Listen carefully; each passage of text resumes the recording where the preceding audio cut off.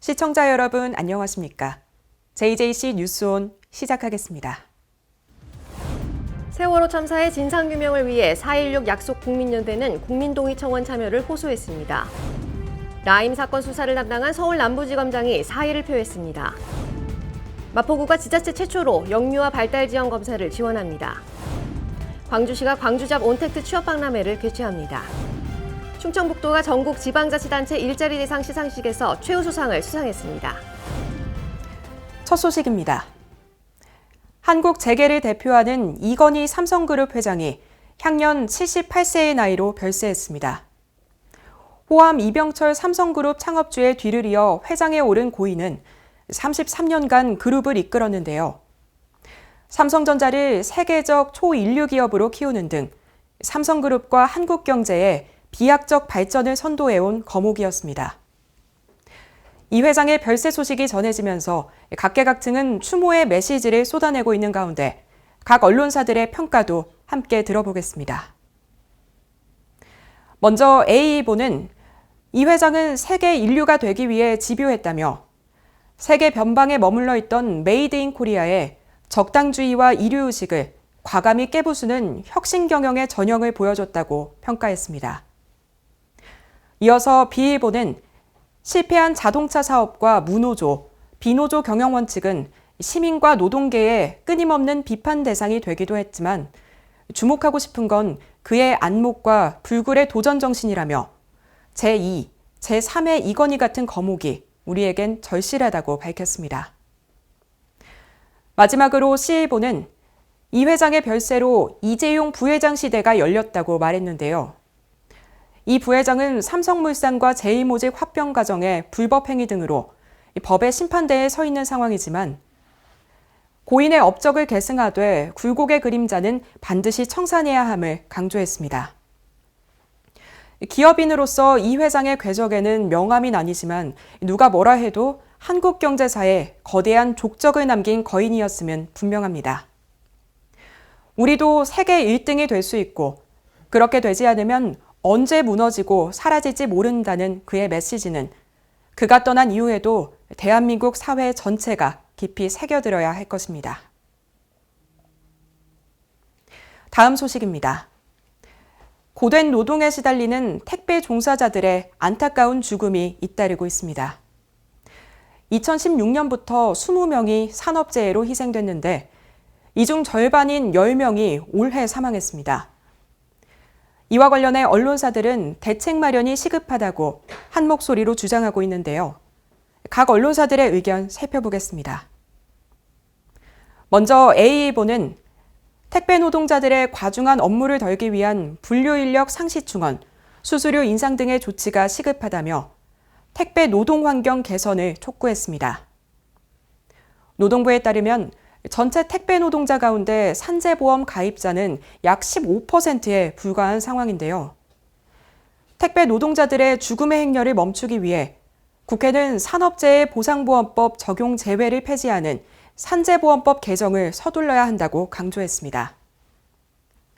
B일보는 택배 노동자들의 과로를 막기 위해서는 인력 충원, 배달운임 현실화, 산재보험 의무 적용 외에도 무한 경쟁으로 치닫는 당일 배송의 폐지를 이젠 적극 검토해야 한다고 밝혔는데요. 당일 배송은 편리한 제도지만 택배 노동자들의 목숨을 담보로 계속할 것은 아니다라고 덧붙였습니다. 다음으로 C일보는 택배 노동자를 살리려면 주 5일제 도입도 전향적으로 검토해야 한다고 주장했는데요. 택배 노동자들의 건강 악화는 결국 사회적 부담으로 돌아오는 만큼 정부와 택배업계는 주 5일제 도입, 당일 배송 폐지, 분류작업 추가 인원 확보 등 택배 노동자들의 건강권을 보호할 수 있는 근본 대책 마련에 머리를 맞대야 한다고 설명했습니다.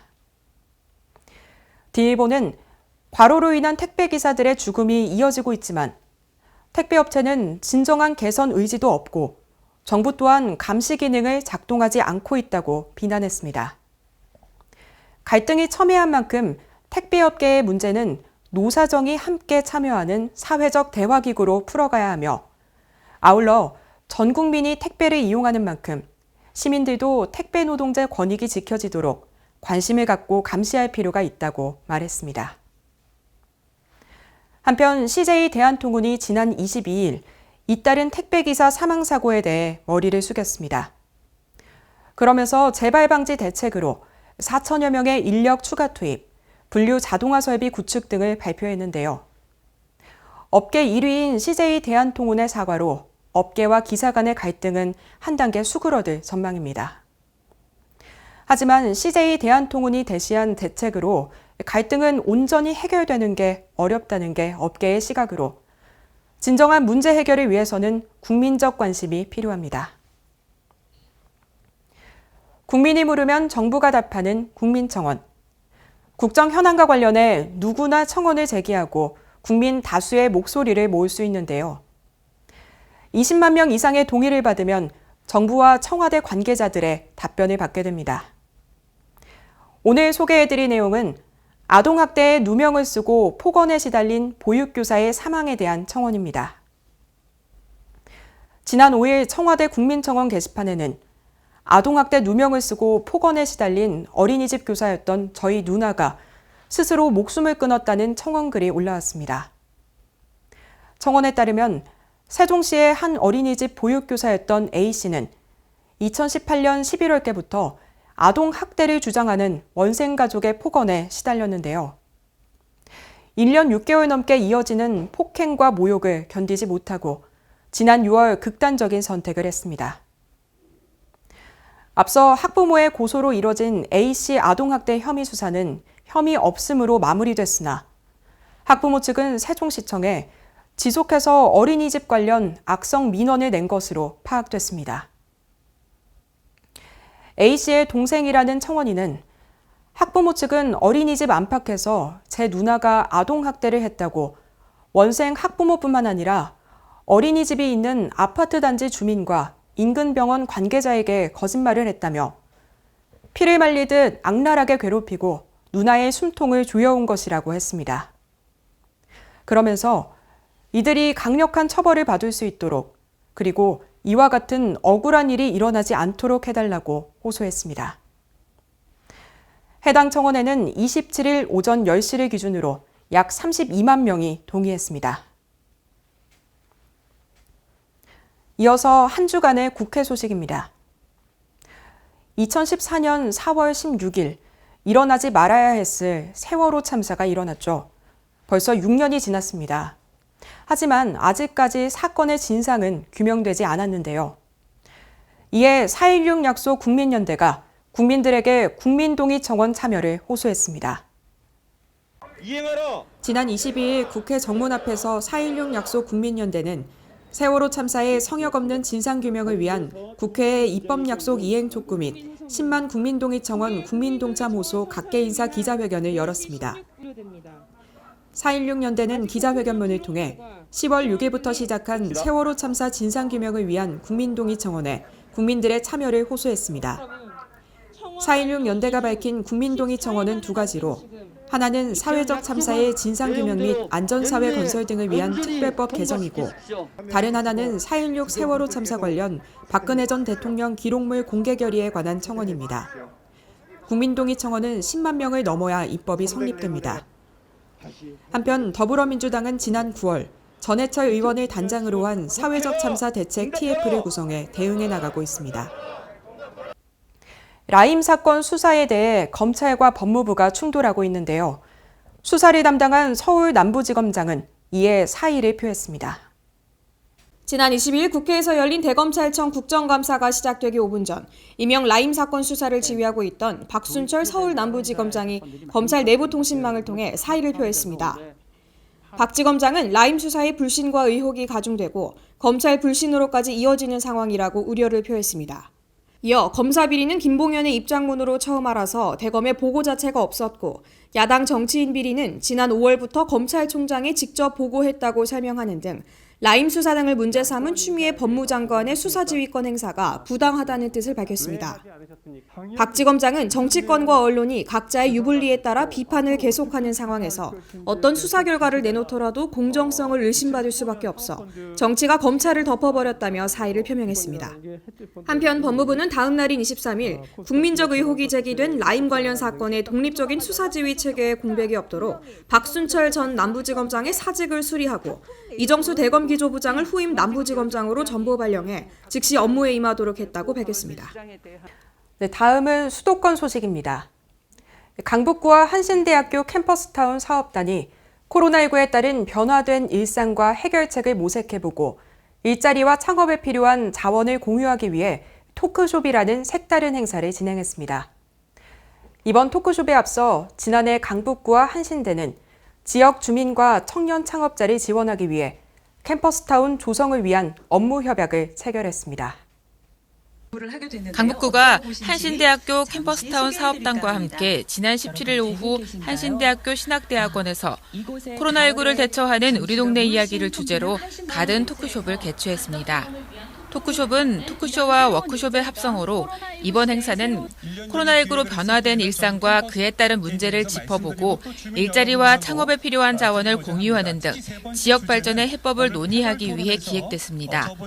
제안된 내용은 내년도 사업에 반영될 예정으로 이날 토크숍에서는 사업단장과 강북마을 운영위원, 지역 청년 대표 등이 패널로 나서 깊이 있는 토론을 이어갔습니다.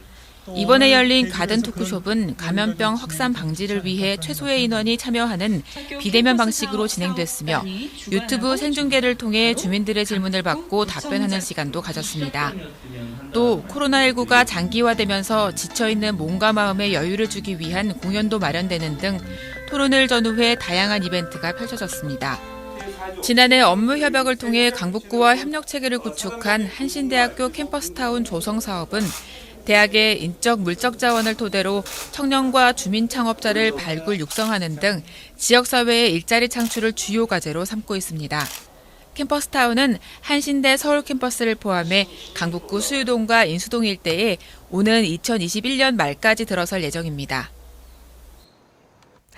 네, 마포구의 조사 자료에 따르면 아동의 20% 이상이 발달 지연 상태를 보이며 그로 인해 부모의 25.6%가 우울감 등 정신건강상의 어려움을 호소하는 것으로 나타났는데요. 마포구는 이러한 실태를 고려해 영유아 발달 지원 검사를 지원합니다. 마포구가 만 6세 미만 아동의 발달 지원 검사를 지원하는 내용의 영유아 발달 지원에 관한 조례를 24일자로 공포 시행합니다. 이처럼 발달 지원 검사를 지원하는 지방자치단체 조례는 마포구가 전국 최초입니다. 마포구는 이 조례에 근거해 영유아별로 연령에 따른 신체, 인지, 의사소통, 심리 정서, 적응력, 자조기술 등의 검사를 지원합니다. 검사 후에도 발달 지연 정도를 수치화하고 연령별 맞춤형 심리, 언어, 미술치료 등을 지원하며 부모 상담 서비스도 병행할 계획입니다. 마포구는 아동 발달 지연을 사회적 개입이 필요한 문제로 삼고 체계적 해결을 위한 지원 사업을 추진할 방침입니다. 의왕시는 지역 어르신들에게 다양한 활동 공간을 제공하기 위해 아름채 노인복지관 별관 건립에 힘쓰고 있습니다. 10월 14일 시청 소회의실에서 20여 명의 관계자가 참석한 가운데 아름채 노인복지관 별관 건립을 위한 실시 설계 용역 중간보고회가 개최됐습니다. 어르신들 눈높이에 맞게끔 건축물이 지어져야 된다는 생각이 들어지고요. 또 무엇보다도 안전해야 된다는 생각이 들어지는데 그걸 감안하셔서 좋은 말씀들 많이 해주십사는 부탁의 말씀을 드립니다. 예, 고맙습니다. 복지관 별관은 지하 1층에 240명 수용 규모의 노인 전용 목욕탕과 갤러리를, 지상 1층에는 경로식당과 북카페를, 그리고 지상 2층에는 사무실과 강당을 조성해 어르신들에게 문화체험 등 다양한 활동 공간을 제공할 예정입니다. 의왕시는 아름채 노인복지관 별관을 2022년 6월 완공을 목표로 건립해 고천, 부곡, 오전 지역의 어르신들을 대상으로 더 나은 복지 서비스를 제공할 계획입니다. 네, 이어서 광역시 소식입니다. 대전시가 해마다 개최해왔던 소상공인 창업 박람회를 올해는 온라인으로 한 달간 만나볼 수 있습니다. 대전시가 지역 내 예비 창업자들에게 다양한 창업 기회를 제공하고 여러 창업 모델을 선보이기 위해 10월 19일부터 11월 20일까지 2020년 대전 소상공인 창업박람회를 온라인으로 개최합니다. 이번 온라인 창업박람회는 소상공인 60여 개 업체가 참여하는 사회적 기업관, 프랜차이즈관, 창업기업관 3곳이 운영됩니다. 또한 가맹점주 모집과 자사홍보, 한국외식산업협회와 대전지방국세청에서 컨설팅관 등이 운영될 예정입니다. 시는 이번 박람회를 통해 소상공인의 다양한 성공 창업 아이템을 예비 창업자들에게 제공해 실질적인 창업으로 이어질 수 있도록 유도할 계획입니다. 한편 자세한 온라인 창업박람회 운영 내용은 소상공인 창업박람회 홈페이지에서 확인할 수 있습니다. 광주시가 11월 6일까지 혁신기술 선도기업과 함께하는 광주 잡 온택트 취업 박람회를 개최합니다. 이번 취업 박람회는 지역의 고용시장 활성화와 일자리 창출을 위해 온라인 일자리 정보 시스템을 중심으로 온오프라인 병행으로 진행됩니다. 취업 박람회에는 청년 친화 강소기업인 우리로와 혁신기술 선도기업 메가테라퓨틱스 등 30여 개 기업이 참여하고 있습니다. 취업을 희망하는 구직자는 광주 잡넷 홈페이지에 접속해 기업 정보를 확인한 후 참여할 수 있습니다. 구인 기업에는 인공지능 역량 면접 이용 라이센스를 제공하고 구직자에게는 AA 화상 모의 면접을 경험하고 대면 면접, 이에 따른 피드백까지 제공을 하게 됩니다. 그래서 기업과 구직자 모두가 만족할 수 있는 일자리를 매칭할 계획입니다. 광주시는 취업 박람회가 끝난 뒤에도 온라인 상담 종합 상황실, 일자리 정보 시스템을 통해 화상 면접 등을 정례화할 계획입니다. 네, 강원도 소식입니다. 가을철에는 날씨가 건조하고 낙엽이 많아서 한번 산불이 나면 대형 산불로 번질 위험이 큰데요. 강릉시가 11월부터 산불 방지 대책본부를 설치하고 본격적인 산불 예방 활동을 전개할 계획입니다.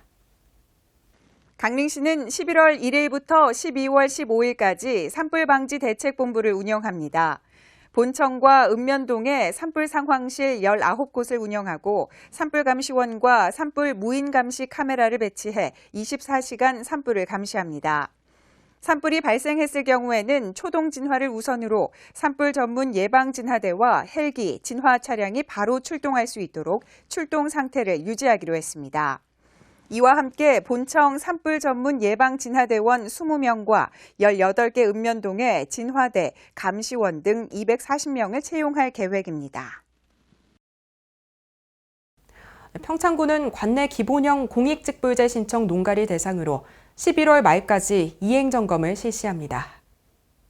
공익직불제란 농업활동을 통해 농업, 농촌의 공익기능 증진과 농업인의 소득 안정 보호를 위해 올해 새롭게 시행된 제도로 크게 선택형 공익직불제와 기본형 공익직불제로 나뉩니다.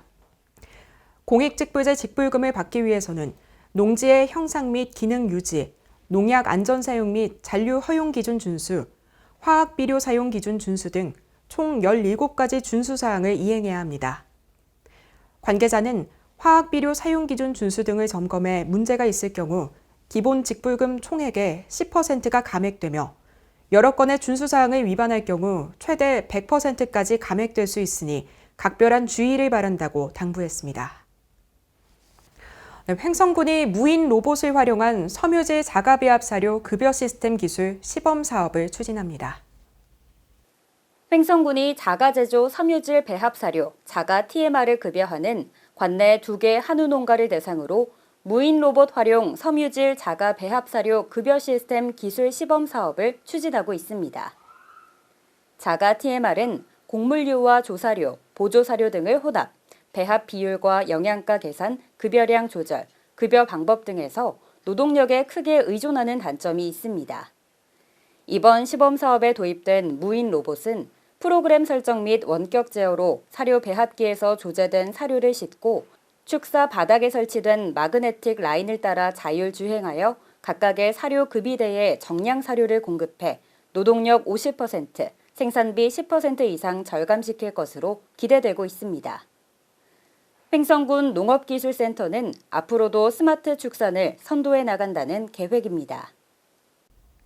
이어서 충청도 소식입니다. 충청북도가 고용노동부 주관 전국 지방자치단체 일자리 대상 시상식에서 최우수상을 수상했습니다.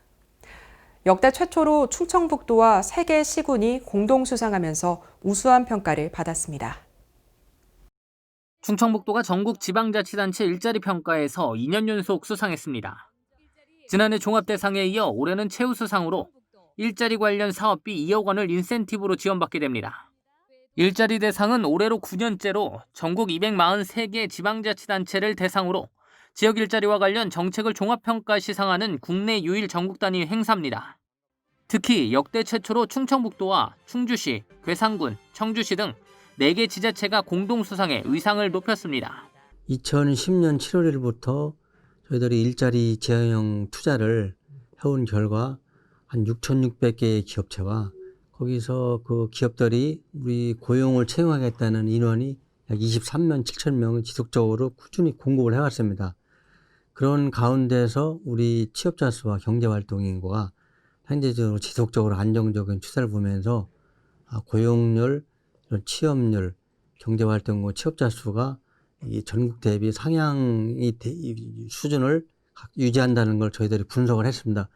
이러한 바탕에서 저희들이 목표 형식을 체계적으로 구조 분석한 결과 아마 전국 그 대회에서 우리가 2년 연속 수상을 했는데, 이러한 사항은 우리 충북의 유관경 네트워크, 인자위 기업체, 기업인협의회, 상공회의소, 교육청, 고용부, 특고용부, 충북도, 충북연구원이 다 같이 한 자리에 모여서 네트워크 상에서 이런 사항을 이렇게 같이 협조해서 그런 데서 기인한 것으로 이렇게 알고 있습니다. 충청북도는 민선 5기부터 꾸준히 추진해온 일자리 지향형 투자 유치를 통해 지난 10년간 23만 7천 명의 고용을 창출했습니다. 또한 내수기업의 수출 활성화 전략인 충북형 경영을 통해 수출 확대 등으로 경제 성장률 6.3%를 기록했습니다. 이외에도 산업단지 정주 여건 개선과 일터 개선 지원 사업으로 일자리 질을 개선해 상용 근로자 비율 58.4%, 고용보험 피부험자 비율 49.3% 등 각각 광역도 1, 2위 성과를 달성했습니다. 여기에 일생활 균형지수는 전국 3위로 지난 2017년 전국 17위에서 14단계 올랐습니다. 청년을 위한 일자리 정책 역시 좋은 평가를 얻었습니다.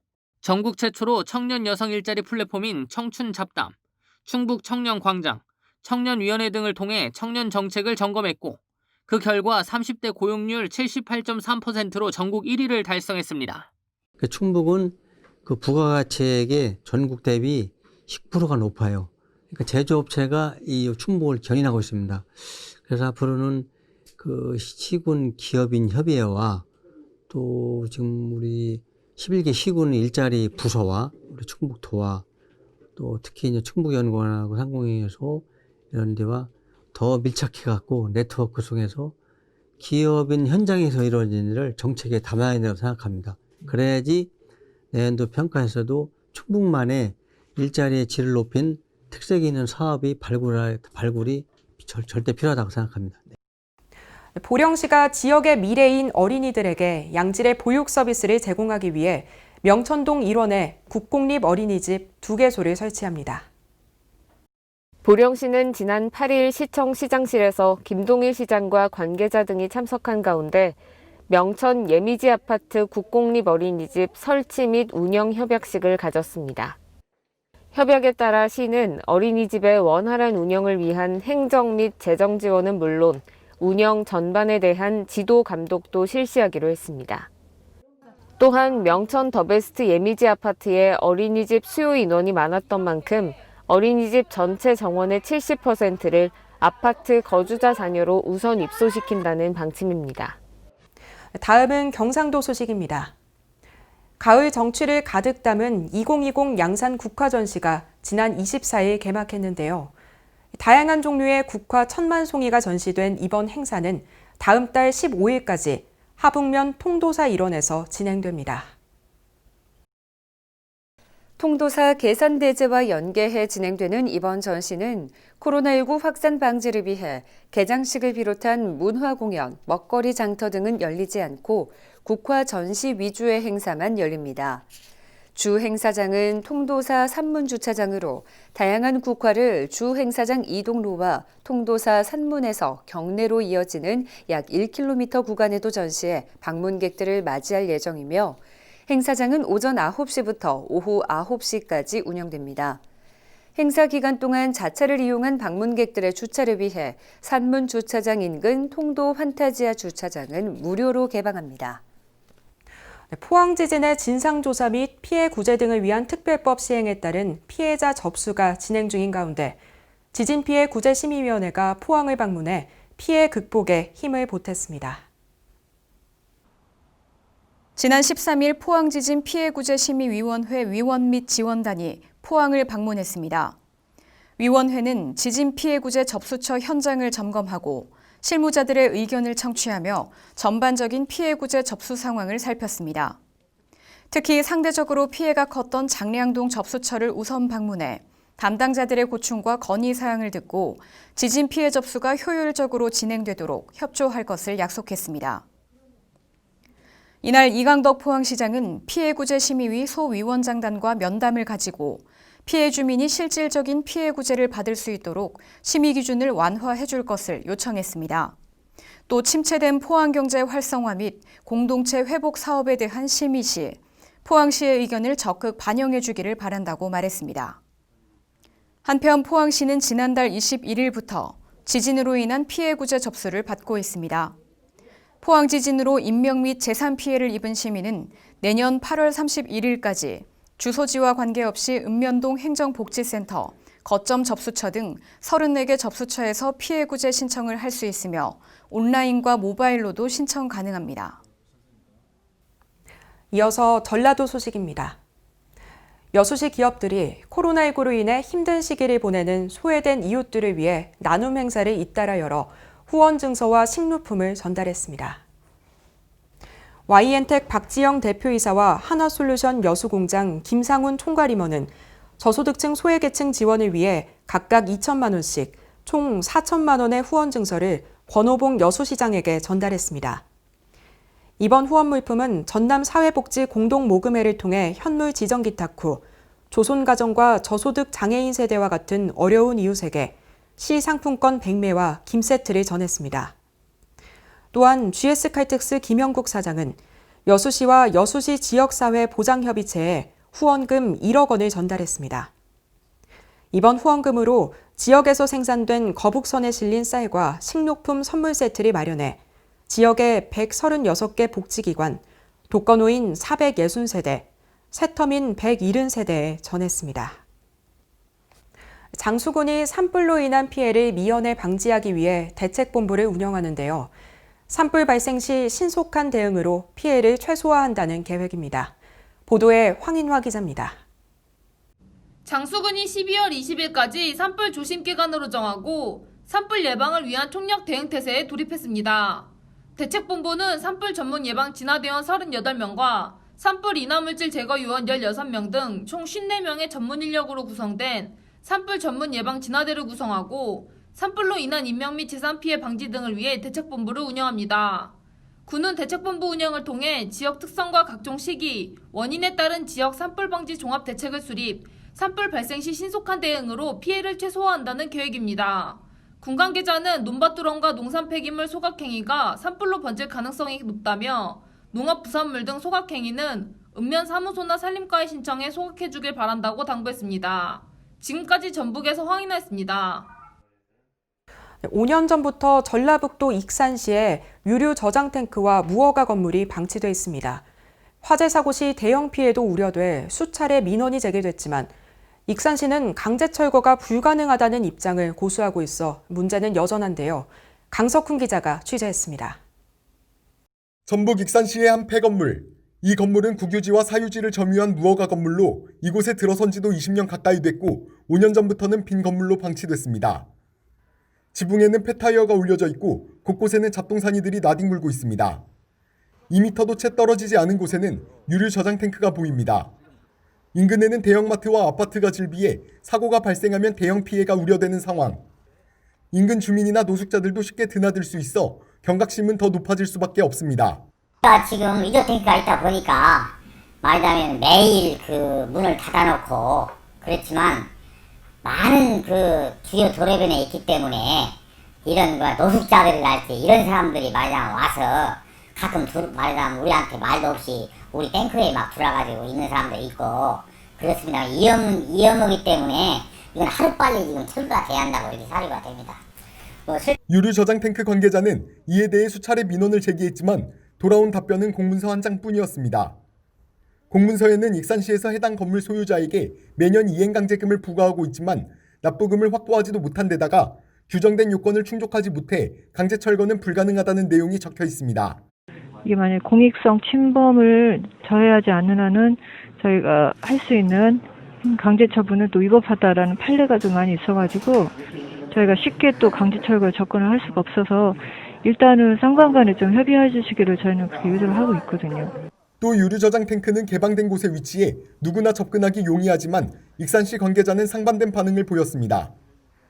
그러니까 일부러 고의로 방화를 하지 않는 한 거기가 문이 좀 잠겨 있나 봐요. 저는 이제 그건 잘 모르겠는데 저희 직원이 한번 갔더니 문이 잠겨 있고 이제 접근이 어렵고 또 펜스로 쳐져 있어서 고의로 방화를 마음먹고 하지 않는 한은 거기까지는 뭐 접근이 좀 약하지 않나.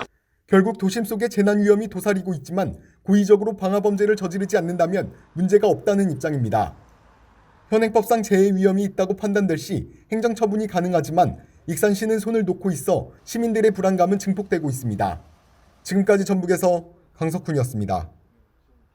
국토교통부가 주관하는 재생사업 도시로 선정된 무주군이 도시재생과 관련해 우수 지자체상을 수상했는데요. 향후에도 지역 특색에 맞는 사업을 발굴할 예정입니다. 보도에 황인화 기자입니다. 무주군이 제7차 도시재생 광역협치포럼에서 우수 지자체상과 우수 지자체 단체상을 동시에 수상하는 영광을 누렸습니다. 이날 황인훈 군수는 우리 군이 지향하는 목표에 더 가까이 도달하고자 군을 중심으로 도시재생지원센터와 도시재생주민협의체 등 모든 참여 주체들이 적극적인 소통과 협력을 이어가겠다고 밝혔습니다. 도시재생 뉴딜사업 추진에 매진하고 있는 무주군은 2018년도 국토부에서 주관하는 소규모 재생사업 2건이 선정, 2019년 12월 사업을 마무리했으며 올해 6월에는 도시재생 전략계획 수립을 완료한 바 있습니다. 무주군청 논총과 관계자는 도시재생 뉴딜 사업 추진이 아름다운 무주를 만들고 군민 삶의 질을 높이는 동력이 될 수 있도록 우리 군 지역 특색에 맞는 사업을 발굴하고 추진하는 데 최선을 다할 것이라고 말했습니다. 지금까지 전북에서 황인화였습니다. 다음은 사건 사고 소식입니다. 성남시 수정구 태평동의 다가구 주택에서 불이 났습니다.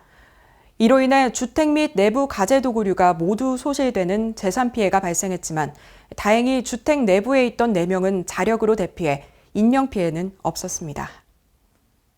지난 19일 오후 3시 32분경 성남시 수정구 태평동의 다가구 주택 1층에서 화재가 발생했습니다. 2층에 거주하고 있는 최초 신고자 A씨에 따르면 1층에서 굉음과 함께 연기가 발생했으며 화재로 인한 연기는 창문을 타고 3층까지 번졌습니다. 신고를 받고 출동한 소방당국은 5개 소화전을 이용해 초기 화재를 진압했으며 추후 장비를 동원해 화재를 완전히 진압했습니다. 이번 화재는 다가구 주택 1층 거실에서 발생했으며 주택 내 건물 및 가재 도구류가 소실되는 재산 피해가 발생했지만 화재 현장에 있던 4명은 자력으로 대피해 다행히 인명피해는 없었습니다. 한편 경찰과 소방당국은 화재가 발생한 정확한 사고 경위를 파악하고 있습니다. 네, 요즘 전동 킥보드 타고 출근하는 분들 많으시죠?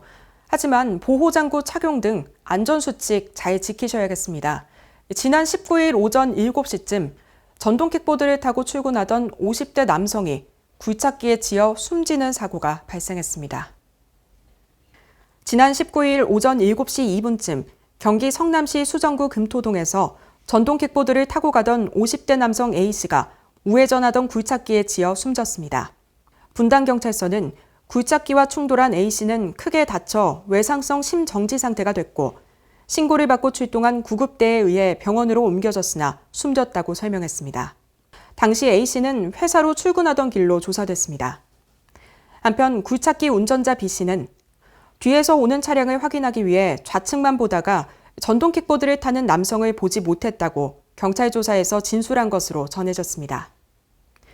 분당경찰서는 운전자 B씨를 교통사고 처리 특례법 위반 혐의로 입건하고 자세한 사고 경위를 조사하고 있습니다. 지난 20일 성남시 수정구 창곡동의 아파트에서 화재가 발생했는데요. 이웃 주민의 신고로 소방당국이 출동해 진화했으며 화재로 인해 가재 도구류 등이 소실되는 재산 피해가 발생했습니다.